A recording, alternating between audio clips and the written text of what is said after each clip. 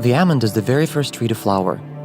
It blossoms in the midst of winter, generally in February, and is therefore seen by many to herald the arrival of spring. Spring is known throughout the world as the time of revival and resurrection. The almond therefore represents hope for restoration of a new life after the cold winter.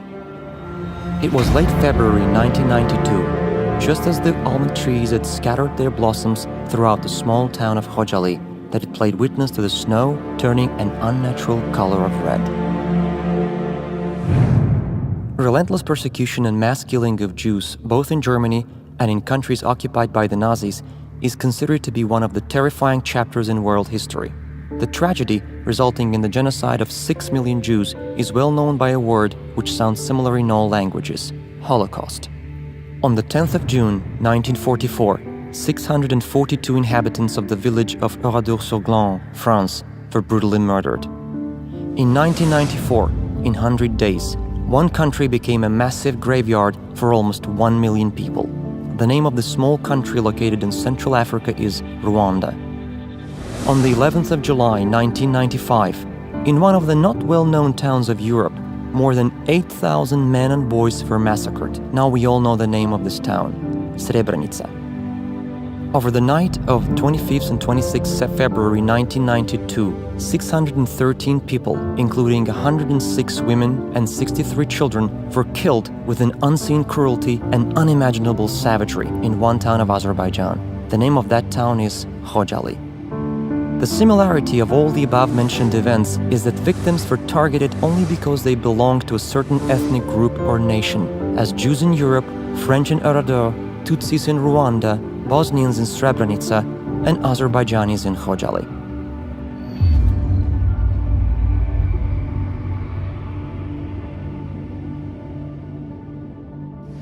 Before the Khojaly tragedy, when the Soviet Union was on the verge of collapse, Armenian terrorist organizations systematically and methodically perpetrated bloody atrocities and countless acts of terrorism against civilian population of Azerbaijan. After the signing of the Gülistan and Turkmenchai treaties in 1813 and 1828 respectively, there was a very rapid mass resettlement of Armenians to Azerbaijani lands and a subsequent artificial division of territory. Although the Armenian incomers constituted a small minority in the region, they soon pursued a policy of political expansion and devised aggressive plans for its implementation. In the 1920s, although the mountainous part of Karabakh was retained within Azerbaijan, it was nevertheless given the status of autonomy, with its administrative borders defined in such a way as to ensure that the Armenian population constituted a majority. Thus, an artificial entity was created within Azerbaijan, while more than 500,000 Azerbaijanis living compactly in Armenia at the time were refused the same privilege. Having breached international norms and principles and still effective Soviet laws, in early 1988, Armenia started aggressive actions against Azerbaijan to implement the long-standing plan to unilaterally secede this administrative territory and annex it to Armenia. In late 1991 and early 1992, armed hostilities and Armenian attacks on Azerbaijan intensified. Khojaly, a town in the Nagorno-Karabakh region with a total area of 0.94 square kilometers and a population before the conflict of 7,000, mostly Azerbaijanis, became the target of one of these operations. Having the only civil airport in the area, Khojaly was an important center of communications. From October 1991, the town was entirely surrounded by Armenian forces. On the 30th of October, the ground traffic was cut off and helicopter became the only means of transportation. When a civilian helicopter was brought down over Shusha city, killing 40 people, helicopter traffic also ceased. From January 1992, the town had no electricity. Khojaly lived on due to the courage of people and the heroism of its defenders. By occupying Khojaly, the Armenian forces aimed to gain strategic advantage and favorable conditions for capturing other Azerbaijani inhabited cities of the Nagorno-Karabakh region. They also aimed at wiping Khojaly off the face of the earth, since traces of history in Khojaly and surrounding areas represented historical evidence refuting Armenian territorial claims. The idea behind the Armenian brutality was to break the spirit of Azerbaijanis to gain psychological advantage in subsequent military operations. Over the night of 25th to 26 February 1992, following a massive artillery bombardment, Armenian armed forces and paramilitary units, with the support of the former Soviet Union's 366th Motorized Infantry Regiment, moved in to seize the town. Those launching the assault knew very well about the absence of serious military equipment and fortifications in Khojaly.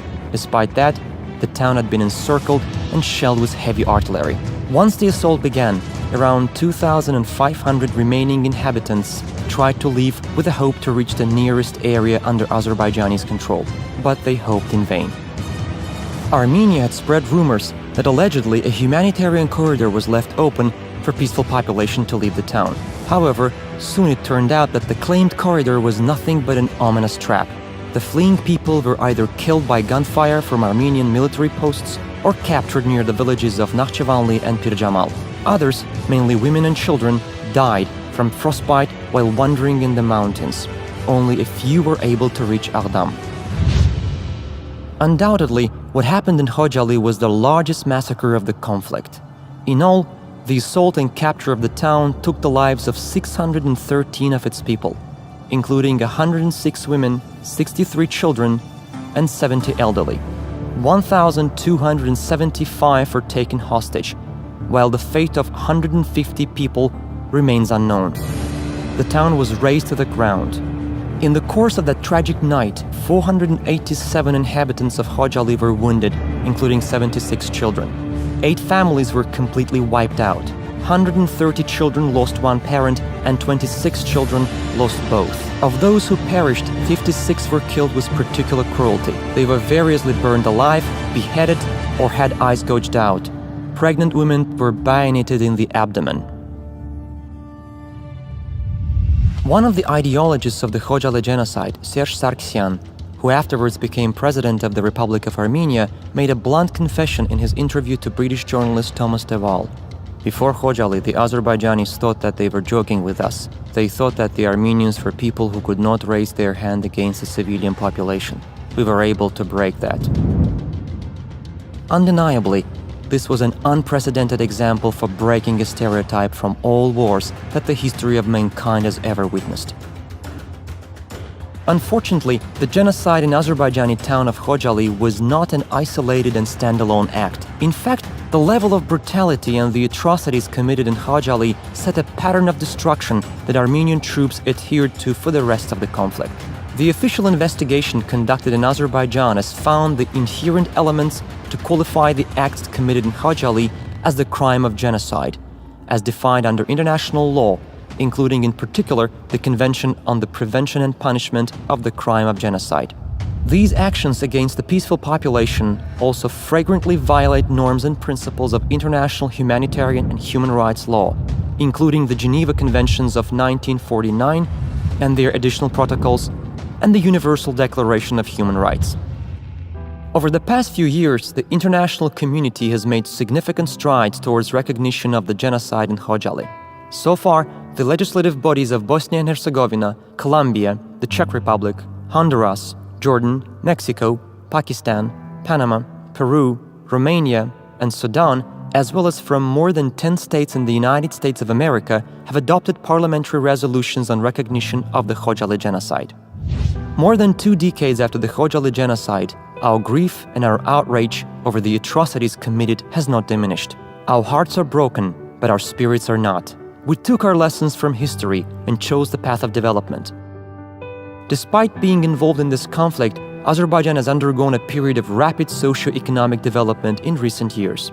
Today, Azerbaijan has proved itself as a reliable international partner and regional leader. Major regional and cross-regional projects initiated by Azerbaijan have not only boosted our own economic growth, but have also contributed to the development of our region.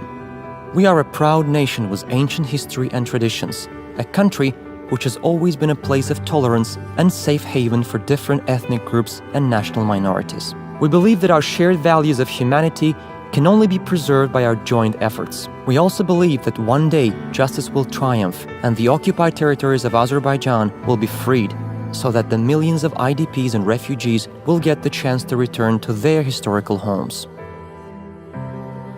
We must keep alive the memory of those victims who lost their lives and those victims who have been deeply affected psychologically and physically. We remember the Khojaly Genocide for today and for the future of the mankind. We recall the Khojaly Genocide so that no crime against humanity should be committed ever again. We are not seeking revenge. We demand justice. Justice for Khojaly.